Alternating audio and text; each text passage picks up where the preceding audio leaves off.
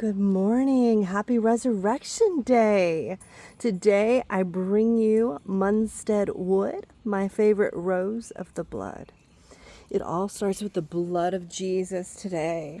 We are in the middle of doing so many projects and improvements around our house. I feel like the Lord is saying that this is a year of new foundations and new doors. So I just wanted to share with you a little bit as I talk. And if you just ignore the mess and listen to the message as we go, most of the roses are blooming. Some of them have 2 or 3 buds, and some of them are covered in buds. So we'll do this again in a couple of weeks when we have a few more open with more colors to share you. I have not yet sprayed the roses, so you can see I'm already starting to get some lovely yellow leaves, which makes me quite sad. But when you have a large flower garden, some of those chores just get to be hard to keep up with. So I wanted to show you all the different colors and varieties. If you're interested in starting your own garden, I have seen some really nice varieties at Lowe's and Home Depot this week. So what I want to share with you, there's a lot happening. There's a lot happening this week. I have some friends in town, some missionaries that are in street evangelists that are coming through. We're going to do some worship nights. If anyone is interested in joining us, we're probably going to do that on Tuesday and Thursday. We're going to try to do like a potluck dinner.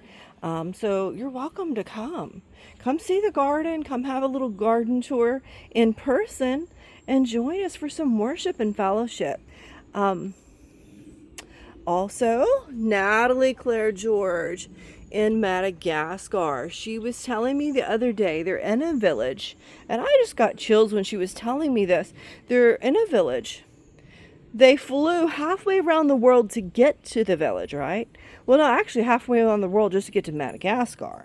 They went from Hawaii to California, California to Paris, France, from Paris, France to Madagascar. And in that process, they arrived in the capital city. They stayed in the capital city for a bit, doing a lot of like actual just repair work around the city. They did some street work. The roads are really not okay. The city and the state, does not really do road maintenance. And so they were working and playing with children and having an amazing time, doing some services there on the campus. It's a base there.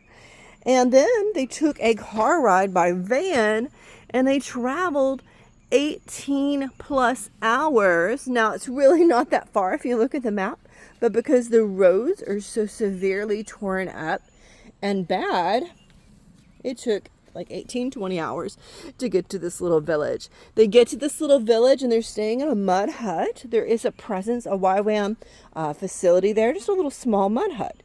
And when they get there, they're working with some more local people.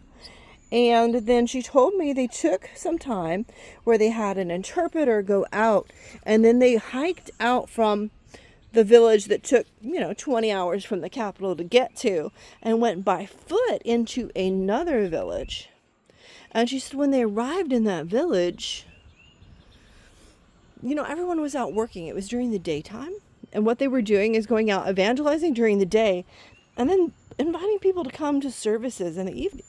So in this process, they ran across 2 ladies, and she said, it just hit Natalie how much God's love is for us, that he sees these women. And she got to tell them, the story of the journey of how they came about to even get to where they were. And she got to look at them in the eyes and tell them, God sees you. He sent us, and this is where we came from. We all came together and we gathered in a team and we took this epic journey to get to you. And that just melts my heart. She said that although she has preached the gospel before, she said she felt something was different there. She had a connection, and she said there were some Catholics there, but she was able to explain the difference between, Catholicism And, having a relationship with Jesus and why he died, for us, so that he can have relationship with us. And she has a bit of a Catholic background.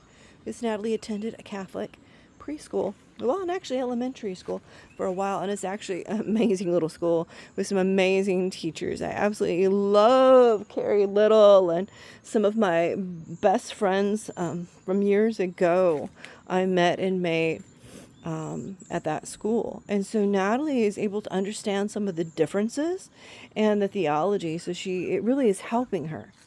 Anywho, she just expressed that the people there are so excited to hear about Jesus, and they're so on fire for it. And, just can't sit still waiting for the service at night. She's absolutely in awe, having an amazing time. And, she doesn't even mind that she has no hot shower and no modern toilet to use.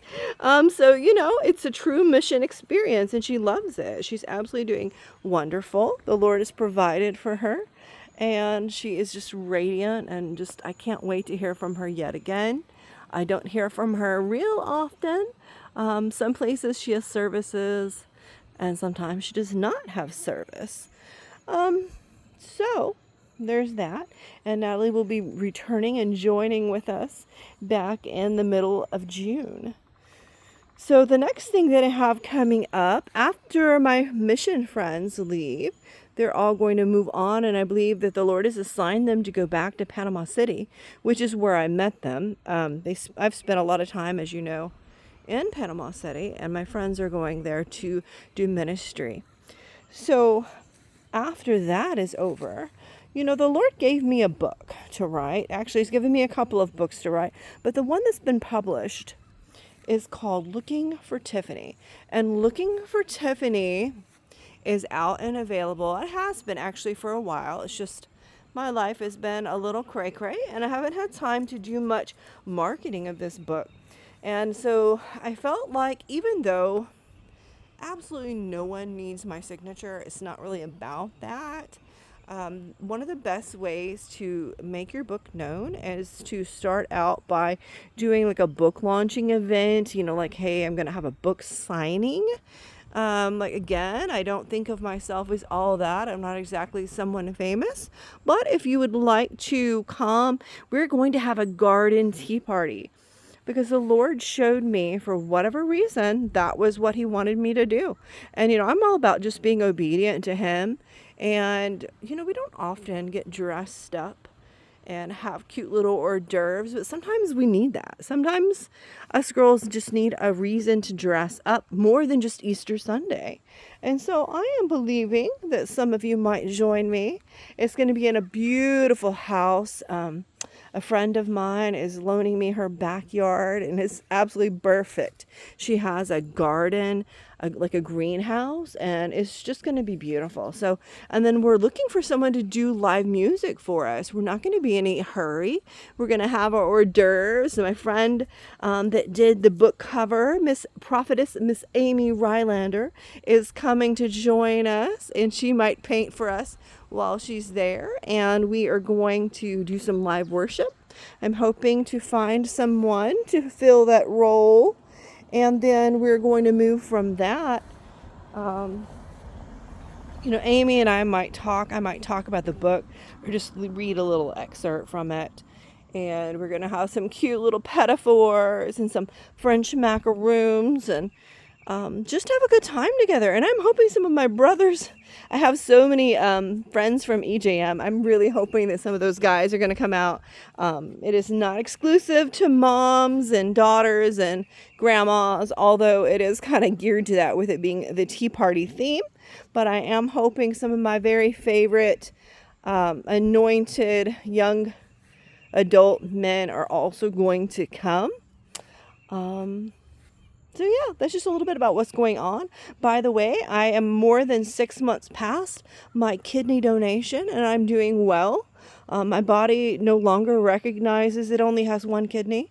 No longer having any kind of mourning or grief over that. Which, if you remember, it really isn't me mentally. It was my body, my actual physical body mourning the loss of a kidney. And that's over. I'm done and gone with all of that. I have healed. I'm doing well, and I feel completely back to normal as far as the kidney donation goes. I am feeling my age. You know, I like to say I am aging backwards, and I am going to continue to age backwards, be the Lord's will. But currently, I'm experiencing some just minor little health things. So if you guys could pray for me, my joints, and I think I may have a little plantar fasciitis or something going on. I have some extreme pain in my right foot. So if you guys would pray for my foot, that would be great. I'm believing the Lord is going to heal me, and perhaps that's what He has planned for this week. I really feel like He has something. Guys, I just am having siding put on my house. Isn't it beautiful? It's like a denim blue. The Lord told me that deep cries to deep at the waves of my waterspout. I didn't quote that last part quite right, but okay.